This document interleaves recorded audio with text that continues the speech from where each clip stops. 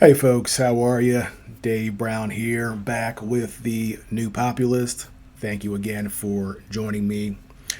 I recently saw an interview on the Lex Friedman podcast where he's interviewing Tucker Carlson, and of course, if Tucker Carlson's involved, I like to check out his stuff. He's obviously an interesting and compelling figure, irrespective of how you feel about him. So when he appeared on that podcast, I tuned in and listened to the whole thing. Now, there was something that came up in the podcast that just wasn't quite accurate or wasn't quite right. So Lex Friedman asked Tucker Carlson if Volodymyr Zelensky was a hero for not leaving Kiev when the war kicked off. And you can see Tucker's face. He doesn't really want to call Zelensky a hero. In the past, he's been very critical of Zelensky. But Lex Friedman, he did think that he was heroic. But there's some more information that I don't think either one of them are aware of that can give us some more context as to whether or not his actions were heroic. Because there was the former Prime Minister of Israel, Naftali Bennett, who was mediating between Putin and Zelensky. And when the war kicked off a couple weeks later, Bennett actually went to Moscow to meet with Putin. He talked about Zelensky. He called Zelensky to communicate what Putin had said to him about Zelensky. And this actually gives us a lot more information as to what happened early on and if, in fact, Zelensky was a hero for staying in Kiev. So let me first play the clip from Lex Friedman podcast where he says, I think that Zelensky is a hero. Do you think Zelensky's a hero for staying in Kiev? Because I do. To me, you can criticize a lot of things. You should call out things that are obviously positive.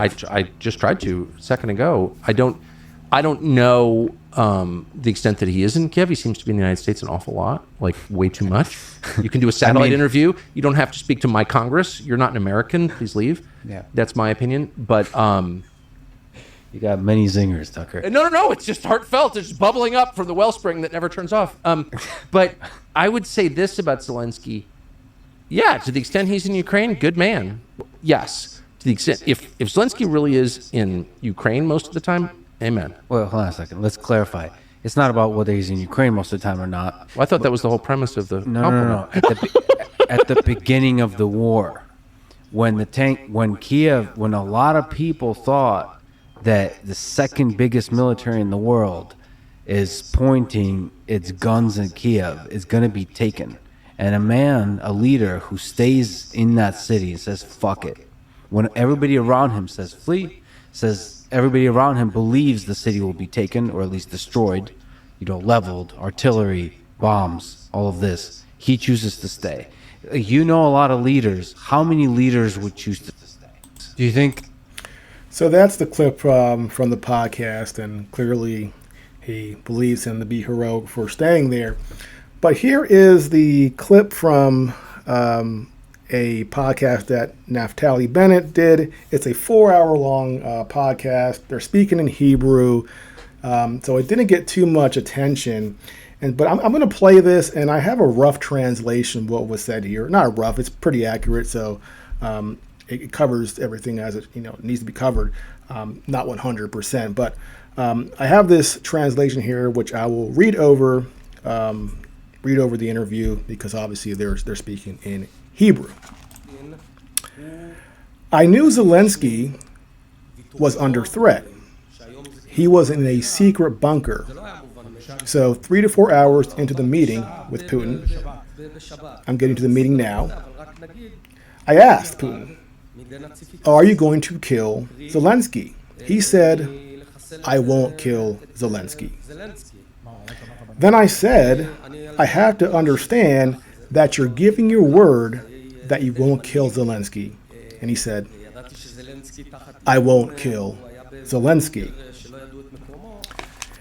After the meeting, in the car from the Kremlin to the airport, I contacted Zelensky by WhatsApp or a Telegram.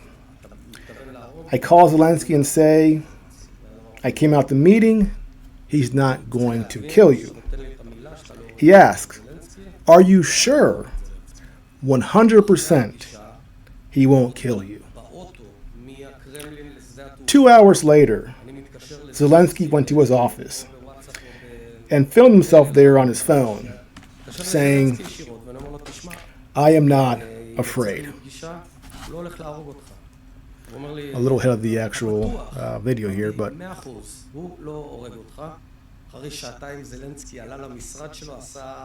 the selfie, I'm not afraid.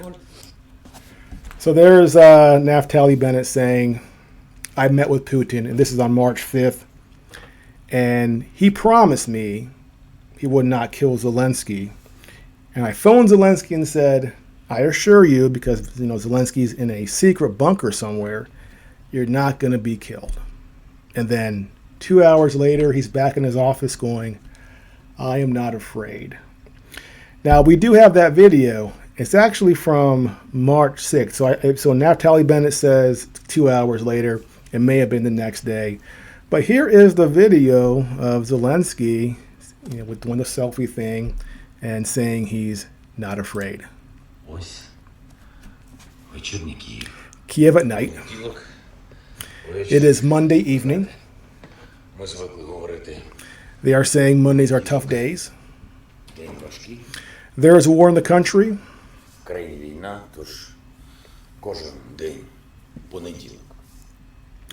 I stay here in Kiev, on Bankova,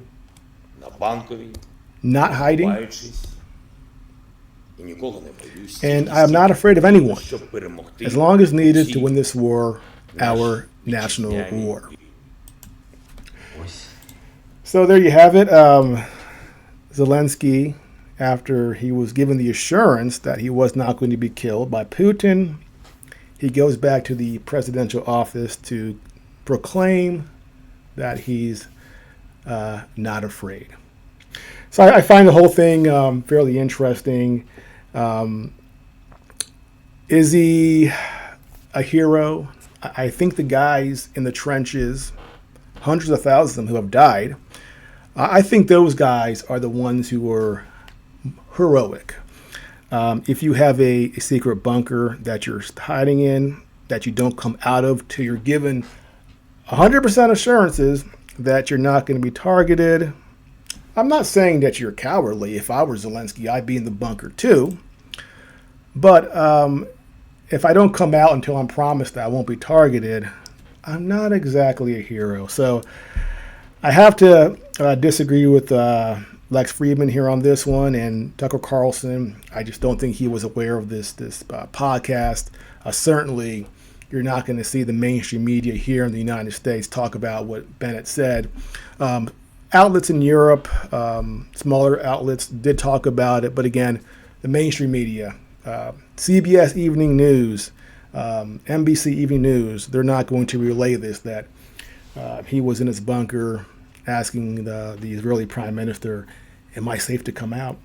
They're not going to say that because we have built this whole narrative in the United States of Zelensky being Churchill and FDR all rolled into one, and the media here and the U.S. establishment is selling this image to the American people in order for us to try to support this war. And that's what's so frustrating about this war generally. There's so much information out there that can give you a clearer picture of what's going on. And the Western media in the United States simply won't report it. And so you have good people who mean well, who support what's going on. They support funding to Ukraine, who aren't being disingenuous. They simply don't have the information because it's not in the mainstream media, and they may not have the time to go and watch a 4-hour podcast in Hebrew of the Israeli Prime Minister to get some more information. I'll watch it, but most people don't have that time. And so their support of Ukraine is genuine, but they simply don't understand what's really going on.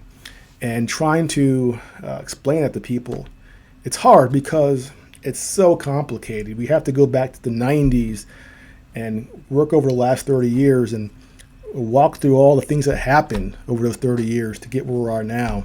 It's very complicated, and most people simply just don't get it. So they just buy the narrative that Putin is crazy, insane, he wants to take over the world, and that we have to stop him in Ukraine, because if we don't, according to Joe Biden, or President Biden at the State of the Union, he won't stop.